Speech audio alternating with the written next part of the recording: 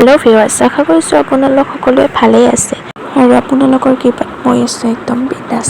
এই ভিডিঅ'টোৰ যোগেৰে আপোনালোকক দেখুৱাবলৈ ওলাইছোঁ আমাৰ ইয়াতে হৈ যোৱা ৰঙালী বিহু ফাংচনৰ কিছু ভাল লগা মুহূৰ্ত। আপোনালোকে ভিডিঅ'টো সম্পূৰ্ণকৈ চাব বুলি আশাৰে আৰম্ভ কৰিছোঁ।